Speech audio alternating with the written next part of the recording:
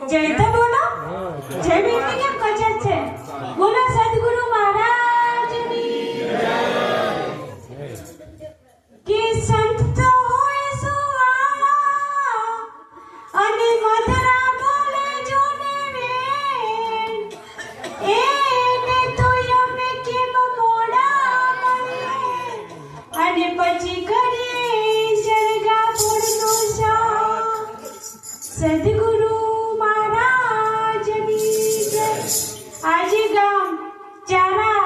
પવિત્ર અને પુણ્યશાળી ભૂમિ પર એવા મસરાજી તથા તેમના સહપરિવાર મળીને આ સંત મેળાવડો રાખી અને અમારા સદગુરુ મહારાજ બ્રહ્મ ક્ષત્રિય બ્રહ્મ જ્ઞાની અમારા ઈષ્ટદેવ એવા પરમ પૂજ્ય કાંજીરામ બાપુ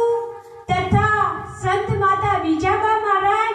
તથા દૂર દૂરથી નામી અનામી સંતોના અરસપરસ દર્શન કરાયા એ બદલ કોટી કોટી વાર વંદન કરું છું કે ધન ધન જે ગુણને વંદુ જે ગુણમાં હરિદાસા કોટિક વરત તીરથ જમની જનની કહીએ કે આવા પવિત્ર પુત્ર પ્રકાશ્યા કે સવારતમાં તો સૌ કોઈ કરે પણ આવું પરમાર્થી કાર્ય કરવું એ તો કોઈ સંત બિરલા કરી શકે છે બીજા કોઈ કરી શકતા નથી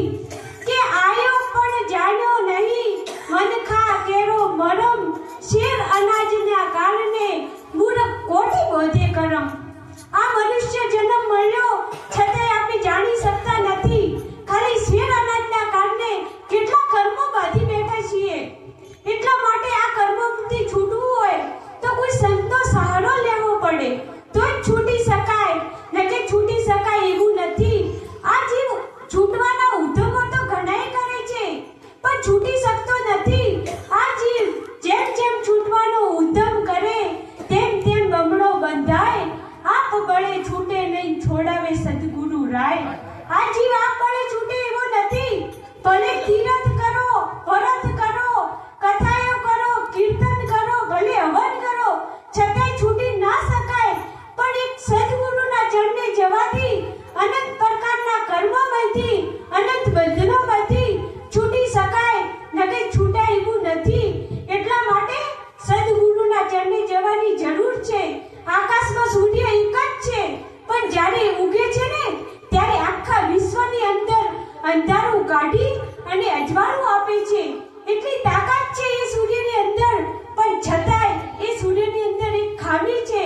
એટલું તેજ છે એટલો પ્રકાશ છે પણ છતાંય માનવના ઘટમાં પડેલું અંધારું કાઢી શકતો નથી એના માટે આવા સંતના ચરણે જવું પડે તો જ અંધારું નીકળી શકે નકે નીકળી શકે એવું નથી માટે આવા સંતોના ચરણે જવાની જરૂર છે કે જે ઘેર નહીં કથા કીર્તન નહીં આવા સંત મહેમાન એ ઘેર જમના ડેરા પછી સોજ પડે ત્યો શમશાન આપના ઘરે કોઈ દારૂ કથા કે ભજની ના કરાય હોય તો એ ઘર સંસાર તોડે ગણી રહેજો મારા સજનો માટે ખૂબ પરમાત્માનું ભજન કરો કે ગુરુ કે बिना कहा भी मन लगाया तो अंत में रोना ही पड़ेगा આ આપણું મન બીજે જાતનું ચોટ્યું છે ને કે એક માળ બનાવ્યો ને હજી બીજો ઊભો થયો છે એટલે કે કરવાનું હતું એ ન કર્યું અને ન જોડી જીર કેરી જાત અભાગી તારા માટે તે શું કર્યું તમે તમારા માટે શું કર્યું એનો વિચાર આવ્યો ખરો એટલા માટે આપણા માટે કોક કરવાની જરૂર છે આવા સદગુરુના ચરણે જઈ પ્રથમ મનુષ્ય થઈ અને પોતાની પારખ કરવાની જરૂર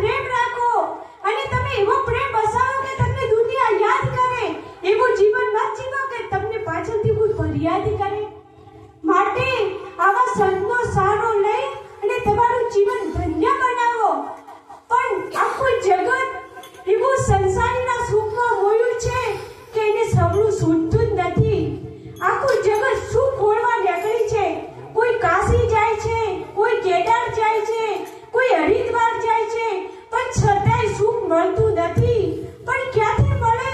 સુખ તો મારા સંતોના ચરણે છે. જો સંતોનો સંગ કરો તો સત્સંગ જેવું સુખ તમે દુનિયાના ગમે છેડે ભરશો પણ નહીં મળે. એટલા માટે આવા સંતોનો સંગ કરી લો. પણ આખું જગત અંધશ્રદ્ધાની અંદર અંજાઈ ગયું છે કે મને આ નડે છે ને મને તે નડે છે, પણ કોઈને કોઈ નડતું નથી. નડે છે તો શું નડે છે? તો પોતાના કર્મ